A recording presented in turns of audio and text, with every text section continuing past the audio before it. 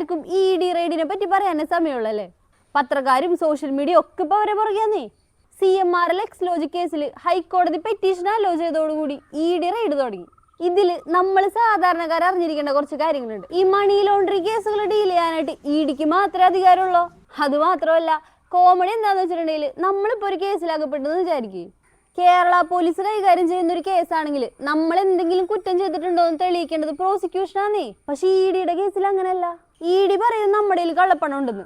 നമ്മുടെ ഇരിക്കുന്നത് കള്ളപ്പണം അല്ലാന്ന് തെളിയിക്കാനുള്ള എല്ലാ ബാധ്യതയും നമുക്കാന്നേ. അത് മാത്രമല്ല, നമ്മൾ സ്റ്റേഷനിൽ പോയിട്ട് ഏതെങ്കിലും ഒരു കേസിൽ പെട്ടിട്ട് മൊഴി പറയുമെന്ന് വിചാരിക്കേ, ഈ മൊഴി കോടതിയിൽ ഒരു എവിഡൻസ് ആയി എടുക്കത്തോലുമില്ല. പക്ഷെ ഇ ഡി ഡീൽ ചെയ്യുന്ന കേസിൽ ഇങ്ങനെയല്ല.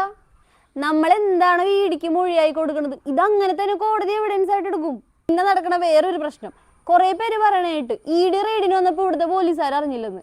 ഇ ഡിക്ക് എപ്പോൾ വേണമെങ്കിലും വരാം, റെയ്ഡ് നടത്താൻ പോവാം. കേരള പോലീസ് പോയിട്ട് ഒരു പൂച്ചക്കുഞ്ഞിനെ അറിയിക്കേണ്ട ബാധ്യത അവർക്കില്ല. എന്തിനാണ് ഈ പ്രശ്നങ്ങൾ ഉണ്ടാക്കി കൂട്ടുന്നത്? അവര് വന്ന് റെയ്ഡ് ചെയ്ത് പോട്ടേന്നേ. പലർക്കും ഈ വിഷയത്തിൽ പൊളിറ്റിക്കലായിട്ട് പല അഭിപ്രായങ്ങളുണ്ടാവും. പക്ഷെ ലീഗലി നടക്കുന്ന കാര്യങ്ങൾ ഇങ്ങനെയൊക്കെയാണ്. അപ്പോൾ നിങ്ങളുടെ നിയമപരമായിട്ടുള്ള അവകാശങ്ങളും കൂടുതൽ നിയമ വാർത്തകളും അറിയാൻ ചാനൽ ഇപ്പൊ തന്നെ സബ്സ്ക്രൈബ് ചെയ്ത് വെച്ചോ.